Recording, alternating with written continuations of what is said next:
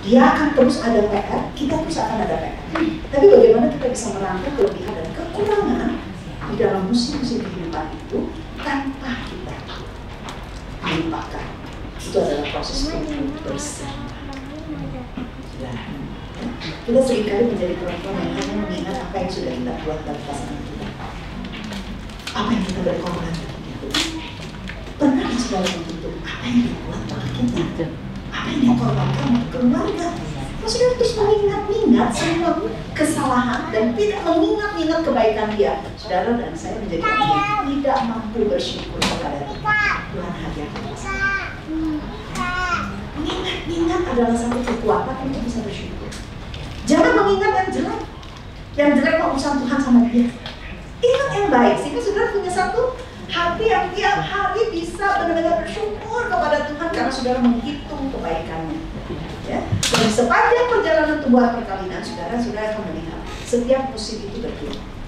Waktu anak masih kecil, tantangannya beda. Waktu anak sudah masuk ke usia SD, lain lagi. Begitu masuk usia remaja, lain lagi. Begitu masuk usia dewasa, lain lagi. Tapi perkawinan ini harus dirawat, harus fokus. Saudara harus minta Tuhan jaga saudara, memprioritaskan perkawinan saudara di atas hubungan yang lain. Hanya di bawah rumah saudara dengan Tuhan. Karena dia poros dalam hubungan keluarga.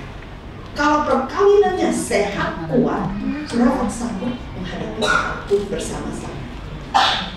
Dan di dalam krisis, kalau hubungan perkawinan kuat, saudara akan semakin tambah kuat lagi berjuang. Tapi kalau hubungan sudah lemah, krisis datang, maka tambahlah bermasalah dengan. Oke, nah ini hubungan perkawinan ya. Sekarang yang terakhir, masuk ke hubungan dengan anak. Saudara, ada 4 musim di dalam perjalanan kita dengan anak-anak kita. Saudara, kita lihat. Kita harus melihat bahwa ketika anak lahir sampai dengan usia 2 tahun, itu adalah musim di mana saudara dan saya dipanggil untuk menjadi hamba. Karena anak-anak ini belum bisa melakukan apapun bagi dirinya sendiri. Dia bergantung secara penuh kepada kita. Untuk hidupnya, untuk keamanannya, untuk kenyamanannya. Saudara dan saya berjalan menjadi seorang pelayan bagi anak kita. Sasarannya apa? Saudara membangun anak yang merasa aman. Karena kalau dia merasa aman, dia akan tumbuh sehat. Dia dicukupkan kebutuhannya secara fisik, dia dicukupkan kebutuhannya secara emosional, dia dicukupkan juga sebuah kebutuhannya secara spiritual, karena rasa aman yang dia dapatkan dalam hubungan dengan orang tua akan menjadi benih secara manusiawi iman kepada Tuhan. Ya, iman dihadiahkan oleh Roh Kudus. Tapi ketika kita menjadikan seorang anak aman, dia jauh lebih mudah meresponi Tuhan. Ya. Begitu masuk ke usia 3 sampai 13, saudara, di sana musim kepemimpinan.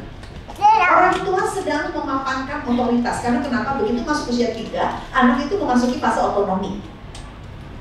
Pengen segala sesuatu dia lakukan sendiri, karena sebenarnya benih daripada jati diri sudah tampak di saya. Tapi ini masih ada di fase dengan saudara dan saya harus isi dengan berbagai macam hal dan sedang membangun otoritas kita di dalam hidup ini. Kenapa? Karena saudara dan saya adalah wakil Allah di dalam hidup. Ada banyak hal yang terjadi dari usia 3 sampai 13. Saudara dan saya punya PR di sana untuk bisa menolong seorang anak mendapatkan pertolongan untuk menjadi anak mandiri. Saudara dan saya harus melatih dia di dalam aspek kehidupan dari yang sederhana. Ketika anak usia 3, apa yang bisa kita latih sebenarnya? Banyak ibu tidak berpikir anak yang masih sekecil itu harus dilatih ya. Umur 3 itu sudah bisa dilatih. Ke WC-nya harus sudah bisa, ya, buang air kecil, buang air besar. Sejak 18 bulan kita biasanya udah harus lepaskan pers, ya. Botol susu udah lepas, ya kan? Sudah bisa belajar mandi dengan dibantu usia 3.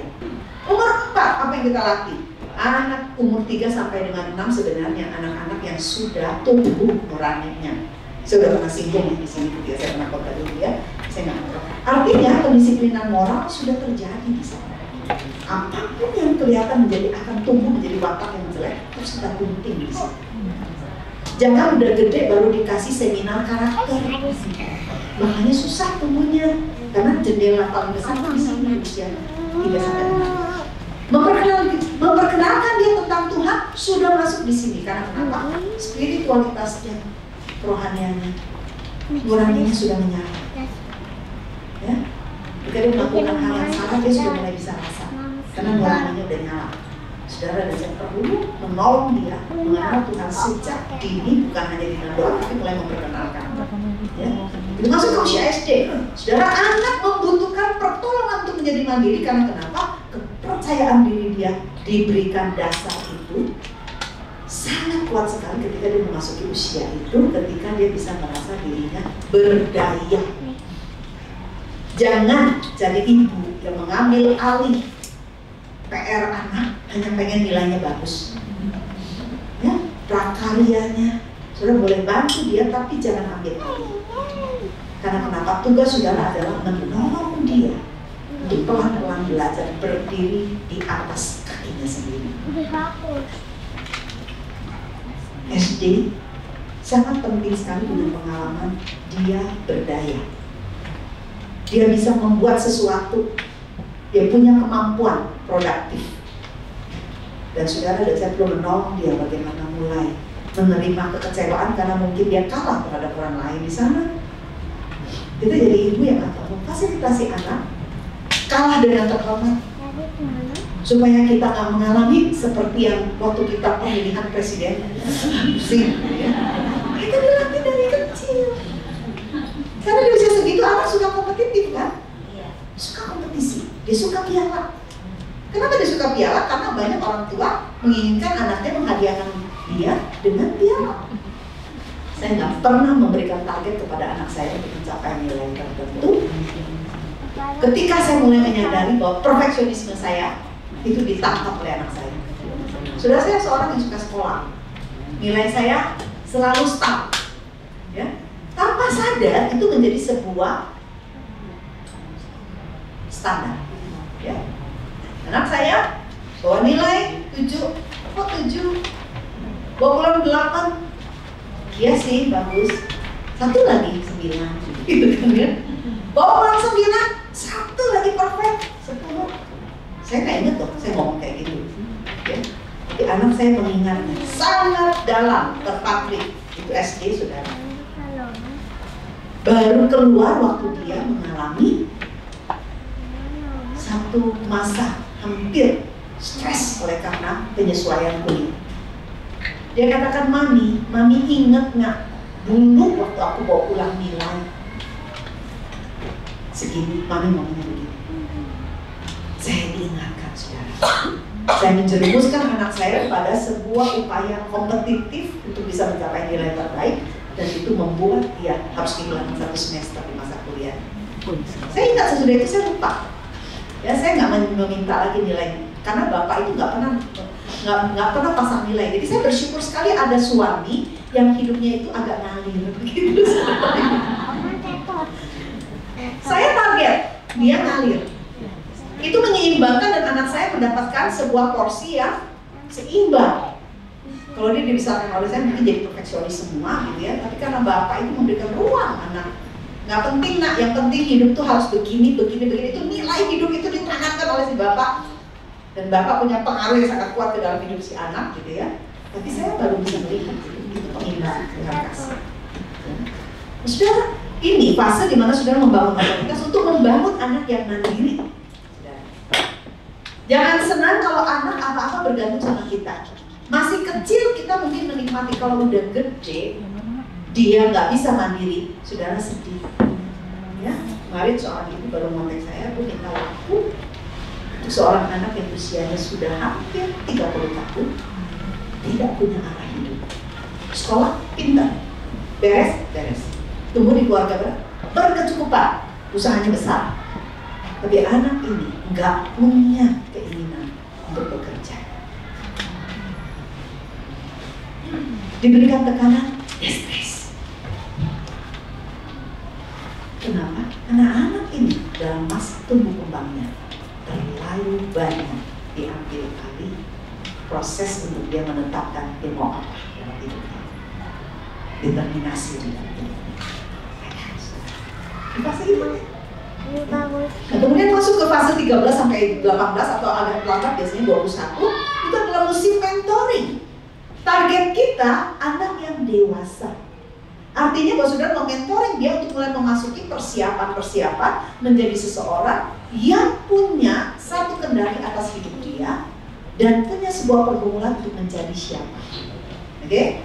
Dan kita melihat ini artinya saudara perannya itu menjadi mentor.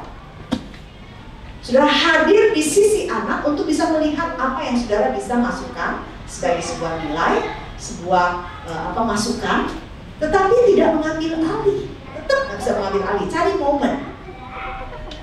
Baru kemudian kita lihat masuk ke fase yang terakhir, fase persahabatan ketika anak masuk ke usia 20-an ke atas, ya 22-24 biasanya kalau kita lihat yang paling aman.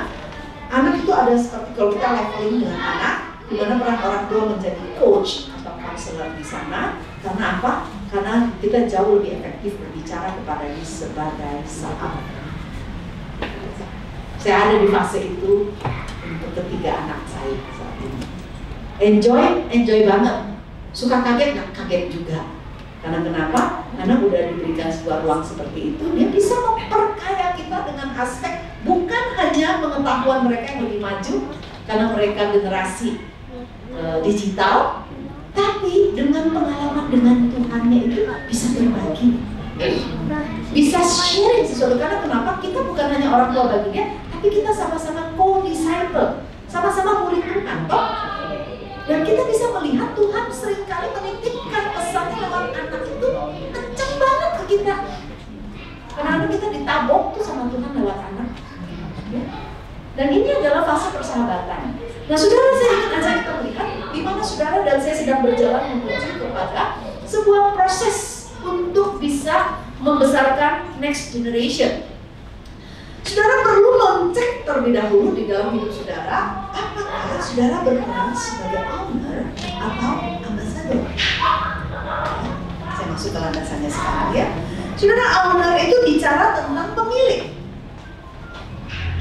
Saudara dan saya berbicara dalam hubungan kita dengan anak, dengan keluarga kita itu sebagai pemilik atau kita sebagai dutanya Tuhan sih, ambassador. Saudara, anak datang dengan sebuah label jelas sekali, dia milik pusakanya Tuhan. Dan kita bisa melihat saudara dan saya bukan pemilik atas hidup anak. Kalau kita bicara ambassador, saudara dan saya berbicara tentang duta. Ya saudara ya, duta artinya utusan, betul? Ini perlu menjadi titik awal berangkat kita kalau kita bicara tentang bagaimana kita bisa masuk dalam musim kehidupan kita dengan benar. Ini aja saya secara cepat gitu saudara ya. Kalau kita bicara owner atau ambassador, kita bisa pilih dari beberapa hal. Yang pertama, identitas. Dalam hal apakah saudara menemukan siapa diri kita? Ya, banyak sekali orang tua pemilik yang merasa memiliki anak menarik identitasnya itu dari apa? Dari apa yang bisa dia dapatkan dari anak-anaknya. Kepuasan batinnya dari anak-anaknya. Boleh nggak sih kita punya rasa puas terhadap anak? Boleh, tapi bukan sumber utama. Ya, saudara dan saya seringkali meletakkan beban yang sangat berat kepada anak karena perasaan kita itu sangat ditentukan bagaimana mereka bersikap. Saudara meletakkan beban yang tidak adil pada anak karena kenapa? Sebenarnya Allah tidak memberi anak-anak kepada kita agar kita merasa berbaik, agar kita merasa happy aja gitu. Dan saudara dan saya bisa melihat orang tua owner akan meletakkan banyak sekali beban kepada anak ya, di dalam hal prestasi harus number one gitu kan ya, segalanya harus bisa melakukan seperti yang kita harapkan. Ingat ya, anak itu bukan project, anak itu bukan masterpiece-nya kita, itu masterpiece-nya Tuhan, dititipkan ke kita untuk dicintai, untuk dibangun, bukan untuk dibebani. Sampai ada anak yang harus bunuh diri karena nggak sanggup. Saudara pernah baca satu cerita anak yang orang tuanya sangat pintar sekali memaksa anaknya untuk menjadi seseorang dengan campur tangan yang sangat luar biasa. Sampai satu titik anak ini nggak tahan lagi, dan dia bunuh diri. Ini udah banyak kisahnya. Tuh kalau yang itu ya kita lihat ya. Kalau yang ambasador, orang tua akan melihat dirinya sebagai wakil Tuhan. Identitasnya melekat dengan kesadaran karena dia bertanggung jawab kepada Tuhan. Dia mau belajar mengasuh anak ini untuk Tuhan, bukan pemilik, tapi seorang utusan. Ya, di dalam hal pekerjaan, saudara, apakah yang saudara pikirkan tentang tugas saudara sebagai orang tua di sana, saudara? Ya, jika saudara bicara tentang pekerjaan ya, atau tugas saudara begitu ya, saudara owner itu sering merasa tugasnya adalah untuk mengubah anak menjadi sesuatu, punya visi untuk menjadikan anak begini. Kalau ambasador enggak, orang tua menyadari bahwa dia hanya seorang utusan, dia nggak mungkin melampaui keinginan Tuhan. Dia mau belajar ya, melihat betul dia nggak sebijaksana Tuhan, nggak seagung Tuhan, nggak seberkuasa Tuhan. Sehingga dia tahu dia tidak punya kuasa mengubah anak kecuali Tuhan yang melakukan. Sehingga waktu dia mengasuh anak, dia belajar melekat sama Tuhan karena dia tahu dia nggak bisa apa-apa kalau bukan Tuhan melakukan sesuatu. Dia tahu dia hanya alat ciptaan Tuhan yang maha bijaksana, pemberi anugerah, yang berkuasa, dan hanya dia yang sanggup mengubahkan anak yang dipercaya Tuhan. Kalau saudara punya hati ambasador, hubungan sama anak itu sebenarnya enak. Ya. Sukses apa? Kalau seorang owner akan melihat suksesnya itu bergerak dari katalog yang dia punya, gitu kan ya. Menjadi satu tanda-tanda anak saya berhasil apa enggak. Ketika dia bisa membuktikan dirinya seseorang lewat akademik, performa, pencapaian atletik, terus apakah dia disukai atau enggak oleh teman-temannya. Banyak orang tua sibuk mendorong anak supaya bisa jadi ekstrovert. Kalau anak tuh introvert yang modelnya tidak butuh banyak teman, cuma punya 1-2 teman, jangan susah hati. Ya, kenapa? Itu keunikan dia nggak butuh banyak teman. Kita lebih suka anak-anak yang terbuka, yang temannya banyak, betul? Terus kita kepingin anak-anak yang tidak perlu banyak teman, harus juga punya banyak teman. Sudah lebih stres. Karena anak-anak yang tidak membutuhkan banyak teman, yang sifatnya lebih introvert, yang lebih ke dalam gitu ya, dia pusing kalau sudah bermain dengan banyak orang yang dia nggak rasa bisa terhubung dengan dia. Kalau dia cuma punya teman 3-4 dari kecil, mau masa sampai SMA, temannya cuma 3. Terus kenapa? Karena orang-orang seperti itu hanya nyaman bermain, berbicara dengan orang-orang yang memang dia nyaman. Kalau dipaksa-paksa kayak adiknya yang heboh, dia stres, dia capek, dia terdurasi. Ya. Kita boleh kalau dia lebih banyak teman, tapi jangan dipaksakan jadi harus dan kita merasa susah karena hal itu. Karena kegelisahan kita pasti bisa ditangkap olehnya. Anak-anak introvert itu tuh anak-anak yang sensi, peka, tahu kok kita bangga kok kita. Ya. Lalu ya, kalau kita seorang ambasador, kita akan melihat sukses itu nggak ada kaitannya dengan hal itu. Kenapa? Kita tahu betul kita nggak punya kuasa menghasilkan sesuatu di dalam diri anak. Sukses bukan apa yang dihasilkan, tapi tentang apa yang telah saudara dan saya buat bagi hidup anak kita, untuk bisa membawa dia sadar betul dia ada di dalam tujuan Tuhan, dan kita mau tolong dia menemukan tujuan Tuhan dalam hidupnya. Itu sukses. Ya. Dan reputasi, apa yang menjelaskan pada orang lain tentang siapa diri kita itu? Kalau orang tua yang owner itu pengen mengubah anak menjadi trofinya, seperti itu, pengen pamer ke publik untuk tepuk tangannya. Anak-anak dalam keluarga ini akan menanggung reputasi dan yang sangat berat dari keluarganya, dan akan juga menjadi orang tua yang mungkin kemudian merasa kecewa dan malu karena anak tidak ada di sana. Kalau orang tua ambasador, dia menyadari dia mengasuh pendosa. Anak-anak kita punya kecenderungan berdosa, nggak sempurna sama seperti kita, dan dia ketika kita mengasuh dia, seringkali kita dibukakan kelemahan-kelemahan yang kita nggak suka pada diri kita. Banyak sekali kita tuh konflik sama anak tuh ya, bukan karena anak yang bermasalah, tapi kita melihat sisi diri kita yang nggak kita suka ada di dalam diri dia. Ya? Terus kita musuhan sama dia dalam hati. Ya? Kita bikin dia terluka, padahal sebenarnya kita sedang bermusuhan sama diri kita yang kita lihat dalam diri dia. Ya? Dan kita lihat owner itu akan menjadikan anak tuh maksudnya seperti itu, saudara. Ambasador dia sadar betul gitu ya, dia menerima tugas yang sangat menuntut dirinya, yang diberikan Tuhan kepada dia untuk dikerjakan, dan anak tumbuh di dalam proses jatuh bangun dia sebagai seorang tua. Saudara mengasuh anak, saudara, kita menyadari kita seringkali banyak mengasuh diri kita. Kita seringkali dipaksa menghadapi sisi gelap dalam diri kita. Di dalam perjalanan sebenarnya saudara perlu menyadari Tuhan mempercayai anak kepada kita bukan karena saudara dan saya hebat, tapi karena Tuhan sedang menumbuhkan ibu bersama dengan anaknya. Ya, saudara dan saya tidak perlu menjadi sempurna di sana, tapi jadi satu orang yang senantiasa menyadari hanya Tuhan yang akan memampukan kita melakukan yang terbaik dari ya. Oke, kayaknya waktu saya nggak akan cukup, cepat aja ya saudara ya. Di sana kita lihat di sini, saudara, engkau dan aku nggak punya satu kemampuan untuk bisa mengasuh anak sendirian. Mazmur 127 itu 3-5 mengatakan anak itu belum bersama dengan Tuhan. Dia sebuah kepercayaan yang diberikan kepada kita, sebuah tanggung jawab, dan pengasuhan yang saudara dan saya lakukan yang terpenting adalah mempersiapkan anak panah yang milik Tuhan. Saudara dan saya punya tugas ambasador sebagai duta Tuhan di sana. Ya.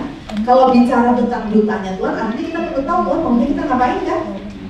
Yang hubungan kita dengan Tuhan itu kuncinya untuk kita tahu kita harus ngapain di sana. Tuhan kita ada, gitu. Jadi jangan, karena tidak ada dua anak yang sama, tidak ada dua kondisi keluarga hubungan orang tua anak yang sama. Jika saya membagi, pada saudara saya hanya membagi prinsip, saya nggak membagi tips. Karena kenapa? Tips itu berlaku di rumah saya, belum tentu di rumah saudara. Jadi kita harus belajar tangkap prinsipnya, Tuhan mau kita ngapain. Nah, kalau kita udah tangkap prinsipnya, berhubunglah sama Tuhan, karena setiap kisah kita itu kisah yang unik dan Tuhan mau tebus. Tuhan mau bekerja di dalamnya. Temukan Tuhan hadir di sana, undang Tuhan hadir di sana, bergumul dengan Tuhan di situ. Kalau ada anak yang sedang memberontak, terjebak dengan pornografi, jangan tiap hari dimarahin aja. Selain saudara mendoakan, gitu kan saudara, bantu dia. Karena ada banyak anak-anak terjebak di sana, tidak merencanakan diri terjebak. Dia butuh pertolongan kita, pengertian kita, dan kemudian bagaimana menolong dia berjalan bersama dia keluar dari sana. Tentu kita nggak bisa sendirian, hanya bisa sama Tuhan. Karena Tuhan mendesain otak ini untuk tujuan keintiman kok. Kalau dia gagal di dalam hal tertentu membangun keintiman dengan orang, dia akan terjebak di sana. Mungkin iseng, eksplorasi iseng awalnya, terus kecanduan, karena itu punya kekuatan yang luar biasa yang si jahat pakai untuk membelenggu menikah. Dan kita nggak cuma mengatakan itu isi sama firman, dia juga udah tahu. Dia membutuhkan pertolongan. Kita bergumul bersama dengan dia, bukan dibikin malu-malu, ya, diejek-ejek gitu kan ya. Kemudian dihukum. Saudara dan saya nggak akan menolong anak dengan cara begitu. Dia mungkin akan keluar satu waktu, tetapi tidak lagi, maksudnya tidak terus akan menang di situ. Kalau anak-anak yang sedang memberontak, bergumul sama Tuhan karena kenapa? Itu sebab kita. Air mata kita, doa kita, pergumulan kita itu menjadi sebuah doa yang kita ajarkan. Benar, ya. Dan kita melihat selain itu, rumah kita bukan tempat untuk mengejar waktu saja, cepet-cepetan untuk bisa berangkat tepat waktu. Rumah ini harus menjadi tempat bernaung yang kudus, di mana hidup yang ada di dalamnya menjadi sebuah hidup yang dipisahkan, dikhususkan untuk Tuhan. Rumah kita jangan hanya menjadi restoran dan hotel, tapi bagaimana bisa menjadi sebuah tempat di mana kita bisa menemukan pergaulan dan perjumpaan dengan Tuhan. Itu terjadi di dalam keseharian, bukan hanya di dalam saat mesbah keluarga. Goalsnya apa? Goalsnya supaya setiap orang peka dan sadar akan kehadiran Tuhan di dalam arus hidup sehari-hari. Makan, waktu lagi main, waktu lagi berantem, ya kan? Pokoknya dalam kehidupan sehari yang sangat normal lah. Setiap orang harus ditolong peka. Tuhan ada loh di sini. Kalau Tuhan hadir di sini, apa yang kamu mau ngomong ketika kamu lagi ribut sama adik kamu, ya kan? Jika Tuhan hadir di sini, apa yang mami mau lakukan terhadap papi?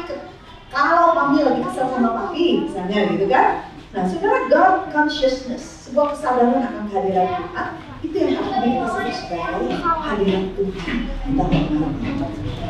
Bukan yang dalam kita, itu dalam arus hidup sendiri.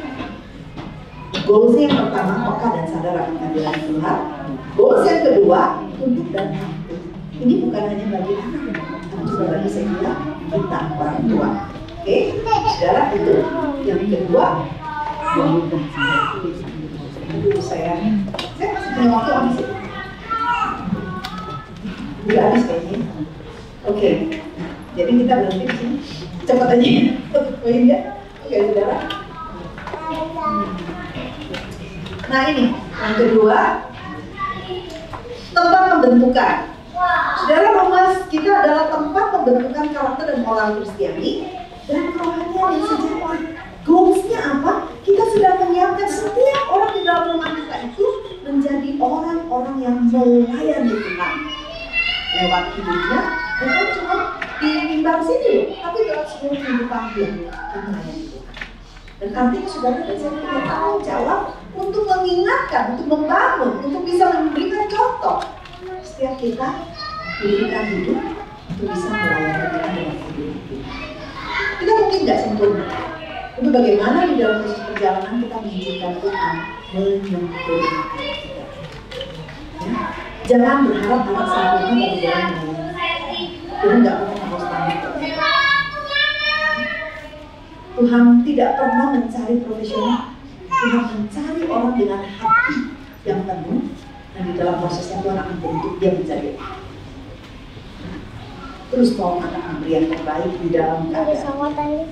Dan yang terakhir kita boleh katakan rumah kita adalah landasan pacu.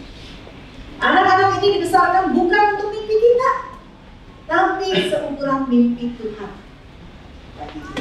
Kenapa? Karena rumah kita adalah tempat untuk kita bisa membimbing, menolong anak kita menemukan panggilan hidup Tuhan baginya dengan seluruh talenta, seluruh fasilitas yang Tuhan kasih ke dia.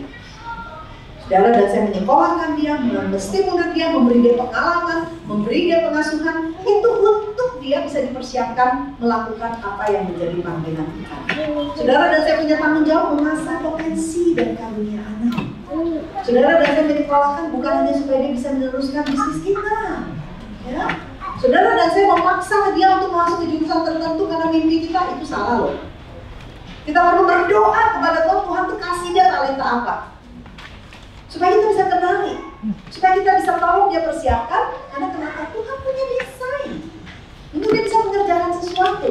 Anak yang tadi saya ceritakan ingin menjadi seorang guru saja. Dia belajar bahasa dan sangat luar biasa bahasanya, tapi orang tuanya pengen dia jadi pengusaha. Dia stres, dan orang tuanya stres. Karena kenapa? Karena nanti nggak bisa didorong, nggak bisa dipaksa. Orang tuanya berharap anaknya semua bisa meneruskan usahanya. Keinginan yang bagus nggak? Bagus. Tapi mungkin tidak semua anak bisa masuk ke track itu. Kita harus belajar mencintai anak kita karena ada dirinya, bukan karena dia menjadi seperti harapan kita. Orang suka bertanya kepada saya, Bu, nggak ada anak yang jadi pendeta? Saya bilang, memang jadi pendeta harus gitu anak saya harus jadi. Pengen nggak anak saya bisa jadi? Pengen. Tapi kalau bukan panggilan, saya bilang jangan. Karena kamu bisa menjadi hamba Tuhan lewat profesi kamu. Nggak perlu jadi seperti panggilan. Karena kalau memang Tuhan panggil kamu, kemana pun kamu nggak akan bisa kabur. Tapi kalau Tuhan nggak panggil kamu, jangan coba-coba. Karena kenapa? Karena memang satu paket kehidupan yang berbeda. Apalagi kami di gereja yang tradisional. Beda banget, gitu kan? Jadi orang suka mengatakan persembah diri aku satu anak, suka-suka.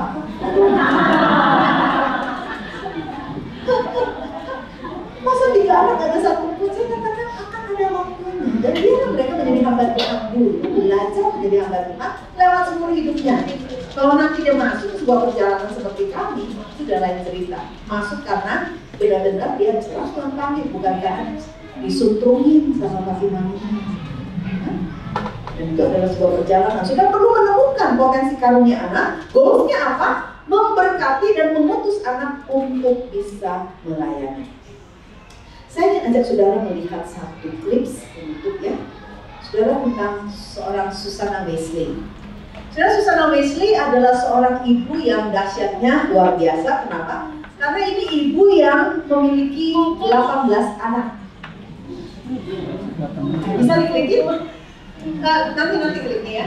Saudara tahu 18 anak pada masa itu nggak punya suster kayak kita. Saya ngebayangin kalau dia melahirkan anak pada masa ini, maka dia akan punya 18 suster, 3 supir, atau berapa koki. 18 anak. Tidak punya kemewahan seperti saudara dan saya di mana bisa mengirim anak ke sekolah. Dia membuat homeschooling buat anak. Jadi saudara tahu ini ibu yang sangat dahsyat. Dia nggak punya waktu tuh untuk kopi-kopi dan nongki-nongki cantik. Gak punya waktu untuk ini Feby. Kenapa? Setiap hari waktunya habis untuk bisa mengurus anaknya dan keluarganya. Kenapa? Suaminya seorang pendeta yang banyak sekali traveling untuk melayani. Dia ditinggalkan dengan 18 anak. Tapi saudara bisa melihat sejarah. Dia memungkiri sejarah. 2 anaknya menjadi tokoh luar biasa di dalam Kristen. John Wesley dan satu lagi Charles Wesley. Banyak sekali mengarang lagu-lagu Kristiani yang bagus dan tokoh pembaharu dan pendiri gereja Metodis. Kalau saudara tahu ya. Dan saya mulai melihat ibu ini adalah pemberi benih dari isi yang ada di dalam gereja Metodis, karena Metodis itu punya satu peraturan metode ya, seperti itu di dalam perjalanan pelayanan mereka. Saya ingin saudara melihat apa sih rahasianya dia bisa menjadi ibu seperti itu. Ini ibu yang banyak sekali berpikir tentang teologi karena dia anak bungsu dari seorang pendeta yang sering sekali ayahnya mengajak dia berdiskusi tentang teologi. Jadi dia adalah teman diskusi anaknya juga ketika anaknya belajar. Tapi yang saya ingin ajak saudara lihat adalah dahsyatnya dia mengelola hari dan apa yang menjadi rahasianya. Saya kira itu yang saya pengen. Saudara boleh lupakan apapun yang saya katakan, saudara ingat itu aja nanti. Ya. Oke, silakan tolong dikit. Wah, nggak bisa? Ada? Ada nggak? Perasaan tadi di klik, saya ada bawa linknya dah di dalam ini USB. Oh, ada kopi ya? Oh, oke. Ya sudah, kalau gitu kita lupakan. Ada? Nggak ada ya? Oke. Nah, udah saya ceritain aja. Ya. Saudara, Susanna memulai harinya dari pagi sekali. Jam 5 pagi. Dan anak-anaknya dia atur sedemikian rupa untuk bisa membaca Alkitab. Kemudian anak-anak yang sudah bisa membaca harus bisa membacakan Mazmur, 1 pasal Mazmur dan 1 pasal kitab lainnya, dan membacakannya bagi adiknya. Oke, pemulihan terjadi di rumah. Oke, terus setelah mereka membaca Alkitab dan belajar berdoa bersama, mulai kegiatan makan pagi mereka, dan kemudian jam 9 mereka mulai duduk di meja untuk belajar bersama. Homeschooling, sudah kebayang anak 18 tahun yang besar mengajar yang kecil, dan kemudian apa yang dilakukan di dalam arus hidup yang sedemikian panjang dan sibuknya itu, anak masih ada bermain bersama di lapangan untuk bisa belajar tentang ilmu pengetahuan itu dipelajari di praktek di taman. Jadi dia benar-benar masuk dalam kehidupan anaknya. Terus di tengah hari, ketika anaknya sedang beristirahat, gitu ya, atau bermain, dia akan mengambil waktu 2-3 jam masuk ke kloset, ruang, maksudnya ruang pribadinya. Apa yang dia lakukan? Dia akan duduk di kursi malasnya, kursi goyangnya, atau dia akan membuka meja dan kursi itu dan mulai berdoa, membaca 2-3 jam setiap. Itu sumber rahasia kekuatan dia untuk bisa menjalankan perannya sebagai seorang ibu dari 18 Saudara, itu adalah Tuhan yang punya kekuatan menjadi seorang ibu yang inspiratif sampai saudara dan saya memprotek waktu-waktu power station kita bersama. Bukan sesekali, tapi setiap hari menjadikan waktu temu dengan Tuhan sesuatu yang sangat penting untuk diri, lebih penting. Saudara mungkin gak bisa 3 jam, gak apa-apa. Setengah jam, oke. Gak bisa diam di satu ruangan, gak apa-apa sambil jalan. Tapi saudara protek situasi itu. Saudara dan saya bisa menghabiskan banyak waktu untuk browsing, untuk bisa berselancar di dunia maya. Sayang waktunya saudara, bukan gak boleh. Tapi itu yang mesti digunting-gunting supaya bisa dapetin waktu yang prima bagi Tuhan. Dan protek waktu itu. Hanya dengan cara itu, setiap musim hidup kita akan peka di mana Tuhan. Apa yang Tuhan mau saya lakukan? Dan kita bergerak bersama dengan arus itu. Dan ketika saudara dan saya masuk ke dalam sebuah arus bersama dengan Tuhan, apapun akan terjadi secara dahsyat dalam kuasa. Bertangkaplah kita dan kita menjadi konspirator, berkonspirasi dengan Tuhan untuk menjadikan apa yang menjadi keinginan Tuhan terjadi di dalam hidup kita. Begitu?